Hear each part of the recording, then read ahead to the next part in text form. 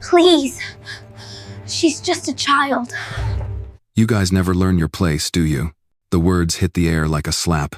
A white man in a tailored blue suit leaned over the table and sneered. His voice was loud enough to quiet the gathering. He wasn't talking to an adult. He was yelling horrible things to a girl who was 8 years old. The room was quiet. Forks stopped in the air. Glasses shook on tables. A calm Sunday brunch at Charleston's most expensive bistro had just transformed into a ticking time bomb. She stood there, a tiny black girl in a perfectly pressed school uniform, holding her sketchbook like it was armor. Her eyes were wide, and she looked perplexed. She hadn't spoken anything yet. It looked like she had just walked by the wrong table at the wrong time. Everyone stayed still. Not the host, not the boss. The other guests didn't even look at them or whip out their phones. After that, everything blew out. 14 police dogs surged through the door of the restaurant, standing next to their masters, their eyes scanning the room and their paws thudding against the hardwood floor. Everyone assumed it was just a usual sweep, but then they all halted. All of the dogs turned, ears pricked up, and eyes fixated on one small person in the room. After that, they did something that no one saw coming. They were all around her. Not the guy in the suit, not the table he was at. Her. The small black girl, quiet, still, now stuck in a ring of dog muscle and precise training. What happened next would shock the internet, split the media, and start a discourse that everyone would have to have. It was more than just another black story. It was a fact that had been hidden for too long. Here at Hidden Worth, we tell the tales that other people are too scared to tell. Before we get into the complete story of what happened that day and how these dogs knew something that no one else did, make sure you subscribe. You really don't want to miss this story. Charleston, SC. A city where history clings to the cobblestone streets, where antebellum charm dances with Spanish moss, and where Southern friendliness hides deeper stories that not everyone wants to tell. The narrative started on a calm Sunday morning when the air smelled like fresh beignets and warm maple syrup. Families lined up to get into Harper's Grove, a fancy farm-to-table restaurant in the middle of the historic area. There was abstract art on the walls, and jazz played quietly from the corner speakers. The servers moved like dancers, gliding between tables and carrying dishes of avocado toast and towers of mimosas. But in the kitchen, behind the noise of pans and the hiss of espresso machines, there was someone who didn't quite fit in with the glamour outside. Nira was her name. 8 years old, skin that is light brown, eyes that looked like liquid sunlight, and a grin that could brighten the darkest morning. She was the daughter of Daniela Vaughn, who had worked as a line cook at Harper's Grove for more than 6 years. Daniela was strong, proud, graceful, and the kind of woman who didn't break even when the stove got hotter than 100 degrees. But she never showed Nira that section. Nira thought her mom was magic. Daniela couldn't find a babysitter that morning, so she took Nira with her. This wasn't the first time. The workers all recognized her as the shy little girl who always had her notebook with her. She would sit in the break room and create costumes made of fireflies and princesses with enormous curly hair. She didn't say anything. She didn't move around. She only watched. She paid attention. She made a drawing. When she became bored, she would stroll around the outskirts of the restaurant, never too close to the tables, and always being sure not to get in anyone's way. That is what her mother had taught her. Be courteous. If you have to, don't be seen. And always keep close to the walls. But on that day, Nira's path turned a little too wide. Just a couple more steps. Just close enough to get the attention of a man who had power in all the wrong ways. She smiled at him, not knowing what to say. At that point, the tale started to change. Even the best intentions can generate a storm if they're in the wrong place or seen through the wrong eyes. This wasn't just about one kid. It was about how people decide whether or not to view someone who doesn't look like them. And soon we'll find out that Nira was never a threat. But she was going to be treated like one. It happened in the time it takes to blink. Nira had gotten a little too near to the door to the dining room. She didn't mean to. She was running after a ray of sunlight that came through the huge glass windows. It lit up a crystal chandelier and made it look like 1,000 dancing rainbows. She chuckled quietly to herself and tiptoed around, hoping to catch one in her hand. The man looked up from his table at that point. He had worn a navy blazer over a stiff white shirt and a gold watch that shone on his wrist. Calvin Rourke was his name. A company owner in the area, a donor, a friend of the restaurant's owner, and a man who didn't enjoy surprises. Not at all, especially not ones that looked like Nira. He only squinted at first. Then he leaned back and looked upset, like he had seen a fly in his wine. "Excuse me," he shouted loudly, waving his hand to get the hostess's attention. His voice was like a knife cutting through the soft jazz. "Why is there a kid hanging out in the eating area?" People looked. People stopped talking. The hostess, who was only 20, blinked in perplexity. "That's the daughter of Daniela, sir. She just," Rourke said. "I don't care whose daughter she is. This is a nice place, not a place for kids." Nira stopped moving. She didn't get all the words, but she did get the tone, the sharpness, the looks. As she backed up toward the kitchen door, her little fingers grasped her sketchbook even closer. Rourke wasn't finished, though. He remarked, loud enough for the table next to him to hear. "This is what happens when you let just anyone work here. You let the help bring their kids, and all of a sudden we're running a soup kitchen." The air in the diner stopped moving. Daniela heard it as she was halfway through flipping a pan of shrimp scampi. Her back became rigid.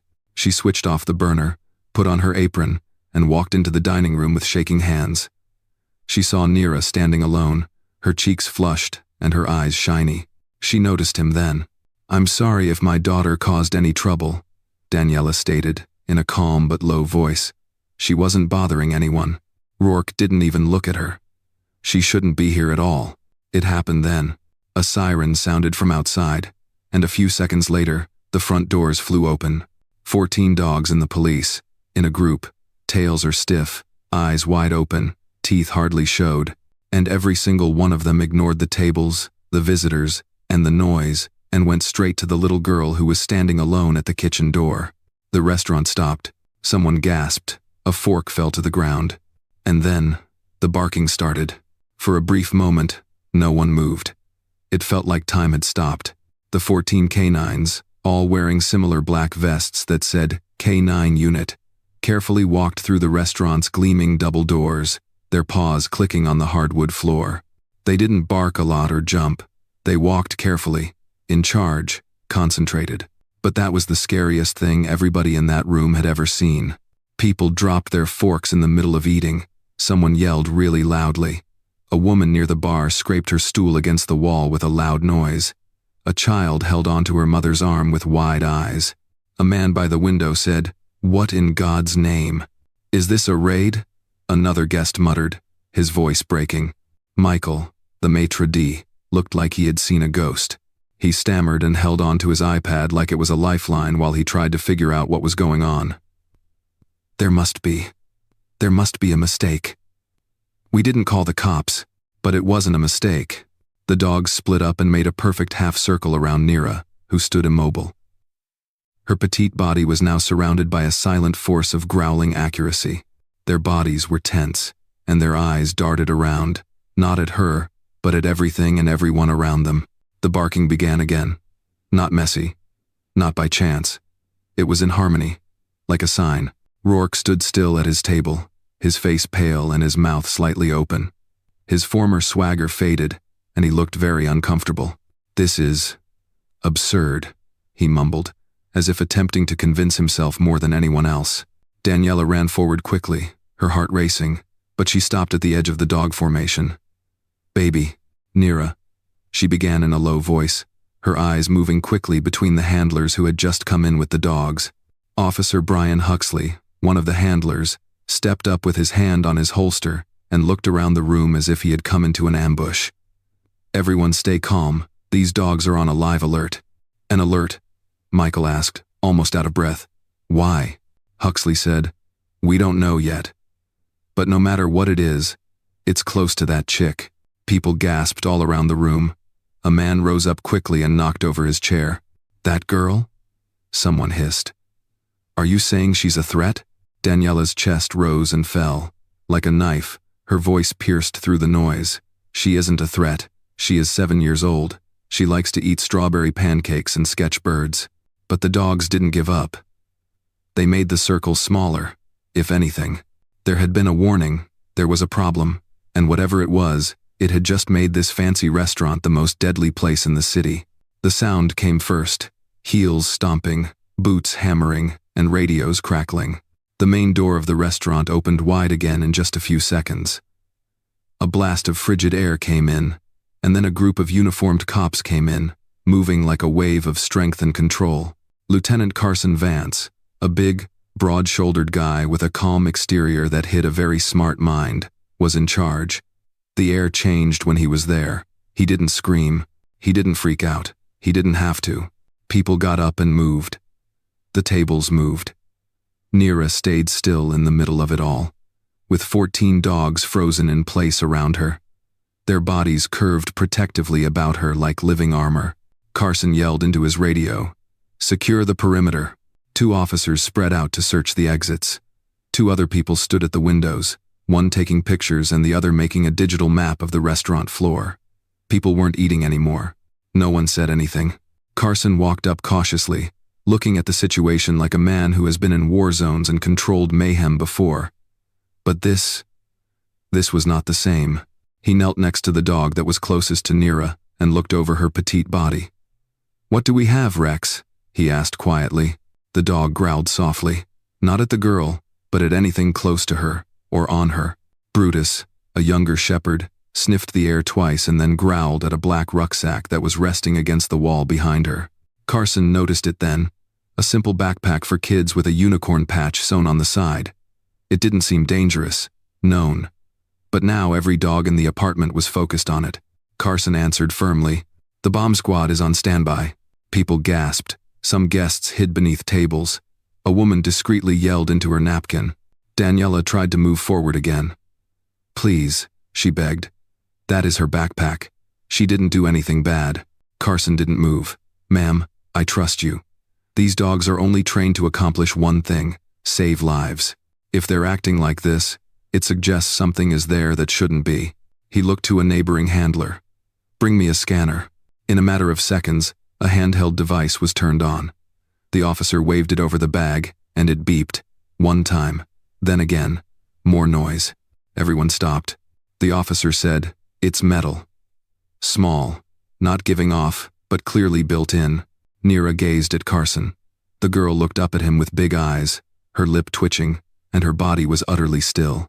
And for the first time that morning, his voice became softer. "Darling, do you know what's in your bag?" Nira shook her head. "It's just crayons, and my notebook, and my lucky stone." But the scanner said something else. There was something else inside. And now they had to find out what it was before it was too late. It happened in a flash. 1 second, the air was full with tension, like static before a lightning strike. Next, it looked like an invisible string was pulling every dog in the apartment. 14 well-trained police dogs went inward, their eyes alert and their bodies tight. They stood shoulder to shoulder around Nira, with their tails low, heads down, and mouths clamped. It wasn't being mean. It was for protection. A wall of muscle, hair, and raw instinct that keeps things safe. Everyone in the restaurant gasped at once. The cutlery clattered and the chairs scraped. Someone dropped a glass, and it broke on the tile. But no one got any closer. Nira stood in the middle of it all, transfixed, her lips shaking, and her small arms wrapped about herself. Her backpack was next to her, untouched, as if it had become radioactive. The dogs didn't bark. They didn't bark. They merely remained there, silent guards of something that no one else could see. Lieutenant Carson's breath stopped. He yelled into his radio, "Hold positions," but the order wasn't for the dogs, it was for his men. Carson knew something that few people did. These dogs weren't being bad, they were in charge. He crouched down and stared at Rex, the unit's lead shepherd. Rex didn't blink. His eyes moved back and forth between Nira and the bag with a laser-like focus that made Carson shiver. Daniela was crying gently behind him. "Please, someone say something. She's just a little girl." But no one could. No one knew what the dogs knew. A young servant, not even in his 20s, whispered too loudly. Is she a danger?" A woman in her 60s, holding her pearls, whispered to herself, "What if it's a setup? What if she's hiding something that could hurt her?" That was when everything changed. The whispers that started outside the restaurant got worse again. They were just louder now, more sharp, covered in terror. The room had changed, not simply confused, but also suspicious. Neera looked around, her gentle brown eyes begging, and her lips parted as if to say something, but nothing came out. The dogs stayed still. Not a single inch. Carson steadily stepped closer, his voice low and steady. Everyone stay calm. No one makes any assumptions. These dogs aren't being mean. They're keeping safe. From what? Someone yelled. What is it? That was the question that cost $1 million. What was in the bag? And why were 14 top K9s breaking the rules and putting themselves in danger to surround a child who looked like she had never even batted a fly? The solution was coming. Carson had to make a choice first, though. Have faith in his training, or have faith in the dogs. He looked at his team. Bring the bomb techs here. Now. Because there was something quite strange about this event, and the dogs knew it first. The moment arrived silently, as if it were a trick. One technician slid through the kitchen door and into the back room hallway, as the visitors stood still and the dogs kept their tight circle. He had a small handheld scanner with him, like the ones used on airport runways and in high-security areas. The restaurant's atmosphere, plush chairs, warm amber lights, and the soft clink of silverware suddenly made it feel like the foyer of a high-stakes business. Lieutenant Carson Vance saw the scanner operator get closer to the group of dogs and the girl, who he now knew was Neera Vaughn. His forehead wrinkled when the dog's ears moved at the same time. Rex, the head shepherd, didn't bark. He just stared, his eyes fixed on the girl's little knapsack. "Sir," the technician said in a low voice so as not to scare the diners. "We've got a reading," he said, pointing the scanner's probe at the unicorn patch bag. A constant beep. Then one more. This time, it's stronger. Carson nodded. "What do we see?" The technician looked at his screen for a second. Metallic signature, hidden. It looks like a little transmitter or receiver. Not a normal material, and no explosives have been found yet. But it's absolutely hidden. At that point, the dog's actions made sense. They weren't threatening Neera by surrounding her. They were sheltering her from something she couldn't see, from something she couldn't understand. Their instincts had warned them about the bag long before the human scanners had. Carson squatted down so that he was at Neera's eye level. "Hey, Neera, it's going to be okay," he remarked in a soothing voice. "Can you tell me where you got your backpack today?" The girl's lovely face went white. She looked at her mother, Daniela, who was walking slowly toward her. Daniela squeezed her daughter's hand, which made her smile even though she was scared. Daniela told Carson, "She's had that bag since she turned 9. Nothing out of the ordinary." But the scanner's reading said otherwise. It meant that someone had messed with the bag and put something in it without the small girl knowing. Carson gave the technician a sign. "Write it down," he urged. "Keep the dogs where they are. I want the explosive squad to be ready." The restaurant's managers watched as patrons with camera phones in hand tried to decide whether to film valor or danger. There was a lot of stillness and distrust in the air. Rex's head dropped, and his nostrils flared. He moved forward a foot, which let the handler get closer to the bag. The technician's tools made a quiet click, followed by another beep. Confirmed. Secret device. The dog's protective ring wasn't simply a good idea. It had saved lives. Carson got up slowly.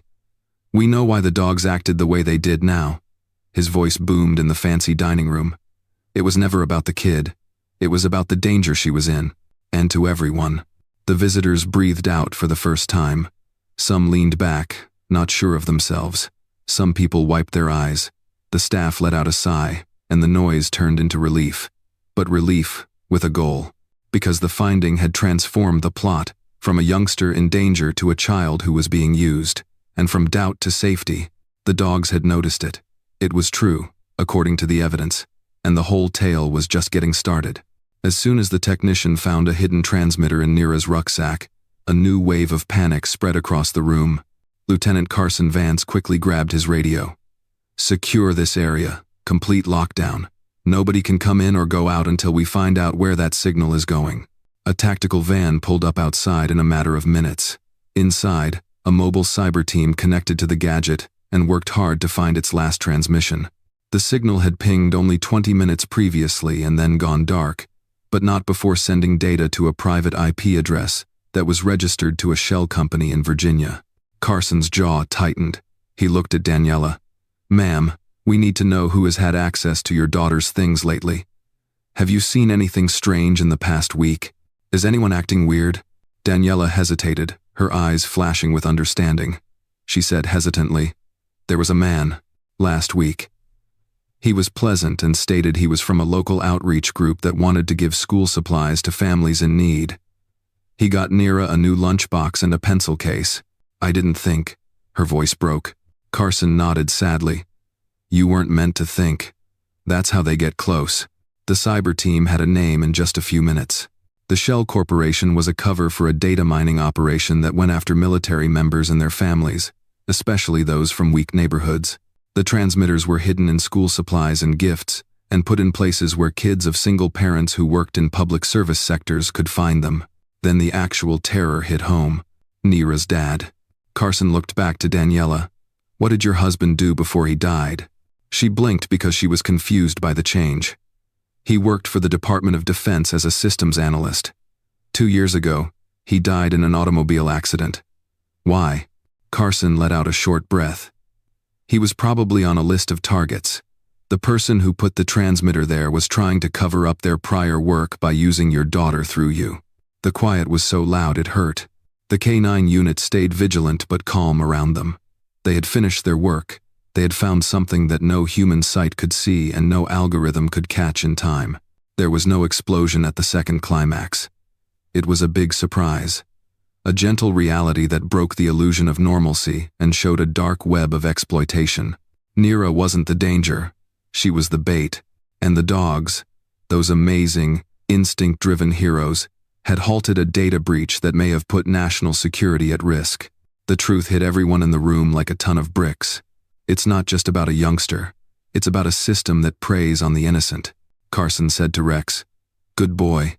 As he glanced down at him, "You saw what we didn't, and that's when the actual mending might start." Carson's phone rang with an update while the cyber team kept probing. They had just found a picture of the man who had given Nira the school materials. His name is Victor Reddick. He seemed like a normal non-profit worker on the outside. Well-dressed, clean background, and a nice smile. But if you look further, the truth was much darker. Victor Reddick had worked with intelligence agencies before. He used to work for a private contractor that made surveillance software for clients all around the world. 5 years ago, his name came up in an investigation into illegal tracking of U.S. military families. This plan was hidden behind layers of legal immunity and confidential data. Reddick had vanished just before the charges were filed. He was back now, a different name and face. But the game is the same. Carson looked at the file on his screen. Victor had been moving from quiet town to quiet town across the country, always looking for single mothers with military ties. He always did the same thing: provide help, gain trust, and plant the device. He never remained for long, always disappeared right before questions were posed. Daniela was sitting nearby and shivering while Carson talked. "He didn't just pick your daughter by chance. This was planned. It's cold. They knew who you were." Her face got pallid. "But why Nira? She's just a kid." Carson's voice got softer. "That's what makes it work. No one would think a youngster did that. A free lunchbox or a pencil case that someone gave away would not raise any questions. They used her innocence to protect themselves." The IT team found Victor's last known location at a motel nearby. The room was already empty. "Did you leave?" A burner phone, a new outfit, and a receipt for a one-way bus ticket to the north. He was gone again. But now they knew what to call them: a pattern, and a public trail for the first time. Carson promised Daniela, "We'll find him," as she held Nira closely. "You're not the only one going through this." The sun was going down outside.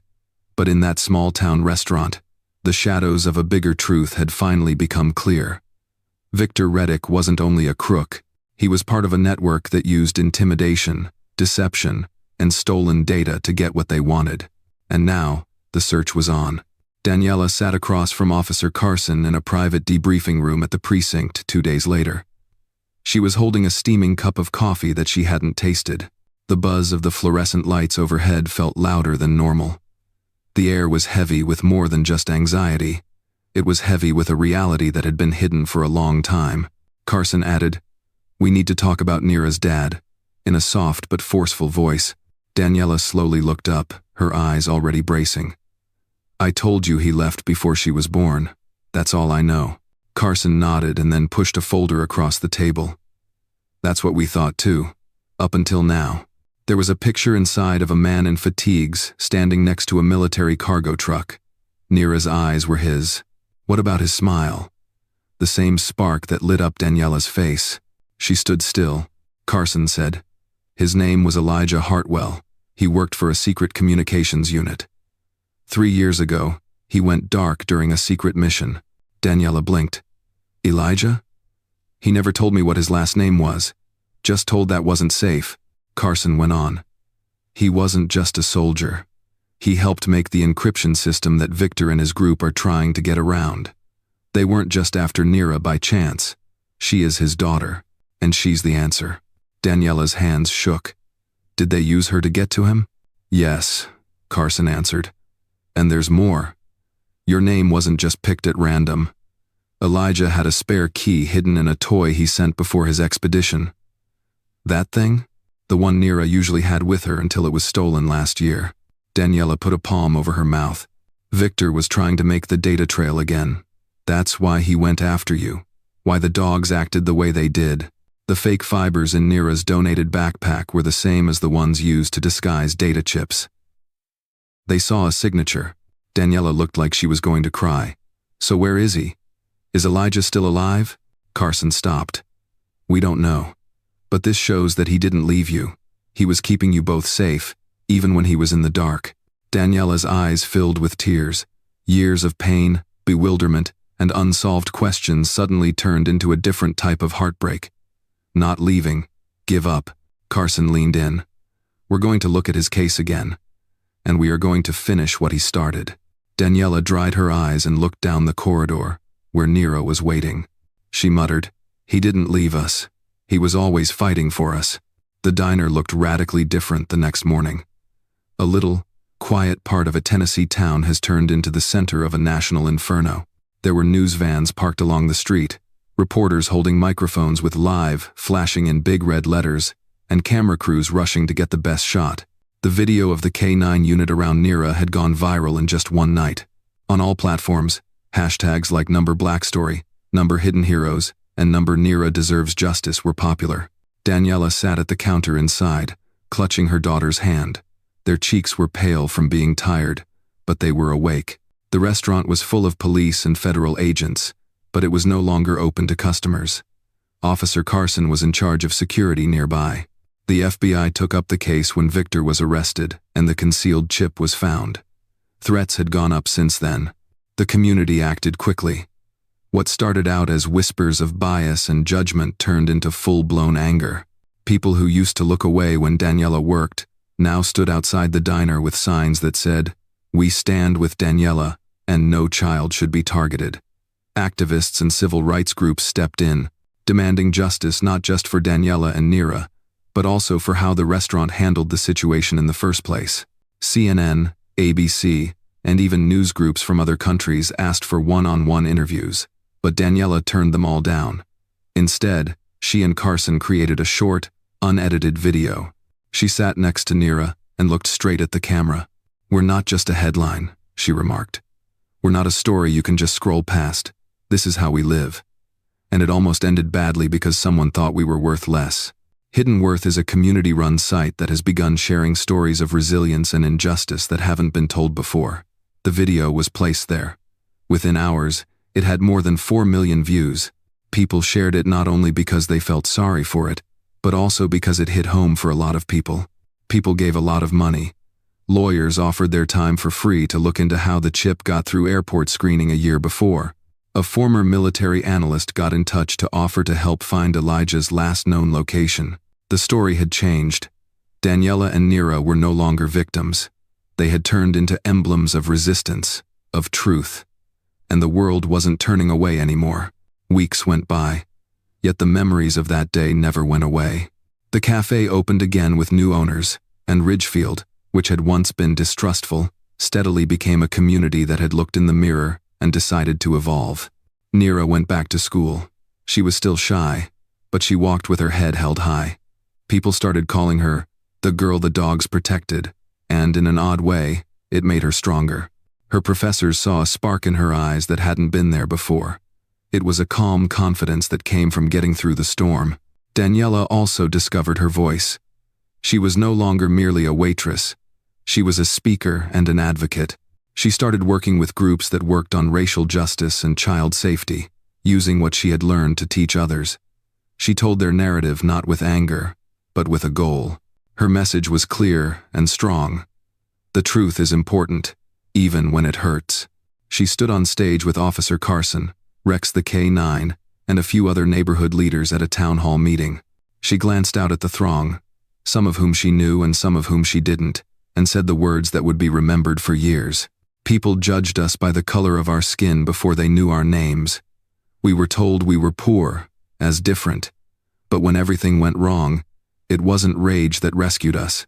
It was instinct, faithfulness, love, and a group of dogs that reminded everyone that sometimes the best guardians are on 4 legs. Everyone in the room clapped. That moment didn't take away the suffering, but it changed how I saw it. It started out as fear and shame, but now it's a narrative of strength and getting your voice back. And even if the road ahead would still be long, Daniela and Nira were no longer alone on it. And if you're still here, watching, maybe this story hit home for you. Maybe it made you remember that there is still goodness beneath the loudness and the judgment. Still have hope. This is Hidden Worth. We tell tales like Nira's because they are important. Sometimes, all it takes to rouse the world up is a child, a bark, or a mother's fight. So, if you think tales like this should be told, please like, share, and subscribe. You never know who might need to hear it next. Because everyone has value, no matter where they come from, what they look like, or how much the world doubts them. Sometimes, it just has to wait to be seen.